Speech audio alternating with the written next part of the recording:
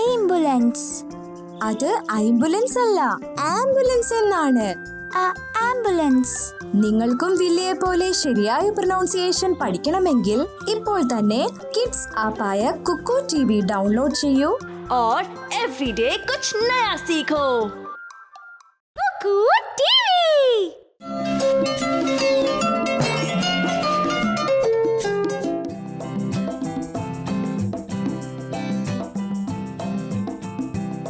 ഏയ് നയറ, ഇങ്ങോട്ട് നോക്കി, ഞാനാണ് ഡ്രാഗൺ.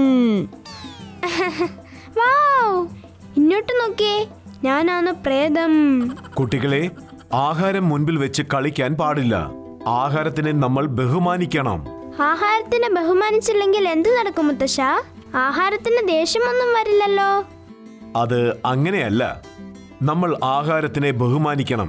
കാരണം നമുക്ക് ദിവസവും ആവശ്യമുള്ള ശക്തി അതാണ് നൽകുന്നത്. ആഹാരത്തിന് ദേഷ്യം വരാത്തത് കൊണ്ട് നമ്മൾ ആഹാരം വെച്ച് കളിക്കാൻ പാടില്ല. എങ്കിൽ ശരി, ഞാൻ നിങ്ങൾക്ക് ഒരു കഥ പറഞ്ഞു തരാം. എങ്കിൽ നിങ്ങൾക്ക് മനസ്സിലാകും. ഒരിക്കൽ ഒരു കാട്ടിനുള്ളിൽ ഒരു മാൻ ജീവിച്ചിരുന്നു. മറ്റുള്ള മാനുകളെ പോലെ അതും പുല്ലുകൾ കഴിച്ചു. അതൊരു ഭാഗ്യശാലിയായ മാനായിരുന്നു. ആ വനത്തിൽ എവിടെ നോക്കിയാലും പുല്ലുകൾ മാത്രമേ ഉള്ളൂ. അതുകൊണ്ട് ആ മാൻ ഒരിക്കലും വിശന്നിരിക്കേണ്ടി വന്നിട്ടില്ല. പക്ഷെ അതൊരു തെറ്റായ പ്രവൃത്തി ചെയ്യുമായിരുന്നു.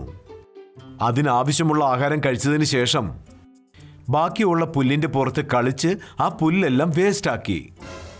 അതുമാത്രമല്ല, പുല്ലുകൾ പറിച്ച് എറിയാൻ തുടങ്ങി.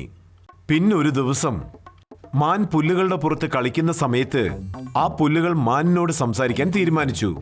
മാനേ, നീ ഈ ചെയ്യുന്നത് നിർത്തു. നീ ചെയ്യുന്നത് ശരിയല്ല. ആരാണ് സംസാരിക്കുന്നത്? ഇത് ഞാനാണ്, പുല്ല്. നിനക്കെന്നെ മനസ്സിലായില്ലേ? നീ എങ്ങനെയാണ് സംസാരിക്കുന്നത്? എന്തെങ്കിലും ആവശ്യം വന്നാൽ എനിക്ക് സംസാരിക്കാൻ കഴിയും. അതേ മാനേ, നിന്റെ കുസൃതിത്തരം കുറച്ച് കൂടുന്നുണ്ട്.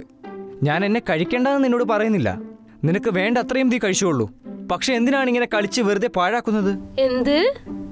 നീ എന്താണ് ഈ പറയുന്നത്? നീ നിന്റെ വികൃതി കളി നിർത്തിയേ മതിയാകൂ. എനിക്ക് മനസ്സിൽ എന്താണോ തോന്നുന്നത് അത് ഞാൻ തീർച്ചയായും ചെയ്തിരിക്കും. പിന്നൊരു ദിവസം മാൻ ദിവസവും എന്തു ചെയ്യുന്നോ അത് തന്നെ ചെയ്തുകൊണ്ടിരുന്നു. അപ്പോൾ ഒരു സിംഹം ആ സ്ഥലത്തേക്ക് എത്തി. ആ സിംഹത്തിനാണെങ്കിൽ നല്ല വിശപ്പും ഉണ്ടായിരുന്നു. വളരെ ദൂരത്തു നിന്നും മാൻ ആ സിംഹത്തിനെ കണ്ടു. മാൻ പേടിച്ച് വിറയ്ക്കാൻ തുടങ്ങി. അയ്യോ ഇല്ല, ആ സിംഹത്തിനെ കാണാൻ നല്ല വിശപ്പുണ്ടെന്ന് തോന്നുന്നു. ഞാനിപ്പോൾ എന്ത് ചെയ്യും? എന്നെ കൊണ്ട് ഇവിടെ നിന്ന് ഓടാൻ പോലും പറ്റില്ല. മാനേ, എന്ത്? എന്താ? വേഗം ആ സിംഹം നിന്നെ കാണുന്നതിന് മുമ്പ് നീ ആ മൂലയിലേക്ക് പോയിക്കൊള്ളൂ. അവിടെ മാത്രമേ നീ പുല്ലുകൾ നശിപ്പിക്കാത്തതുള്ളൂ. വേഗം അവിടെ പോയി ഒളിച്ചിരുന്നു.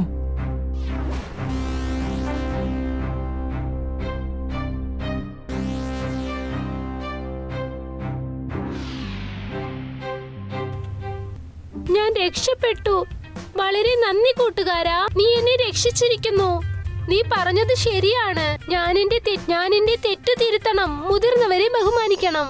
അപ്പോൾ കുട്ടികളെ, നിങ്ങളും ആഹാരം വെച്ച് കളിക്കാൻ പാടില്ല. എപ്പോഴും ആഹാരത്തിന് ബഹുമാനം നൽകണം. അത് വളരെ പ്രധാനപ്പെട്ട കാര്യമാണ്. അതേ മുത്തശ്ശ, അത് ശരിയാണ്. ഇനി ഞങ്ങൾ ആഹാരം വെച്ച് കളിക്കുകയില്ല. എന്റെ ബുദ്ധിയുള്ള 2 പേരക്കുട്ടികളല്ലേ നിങ്ങൾ?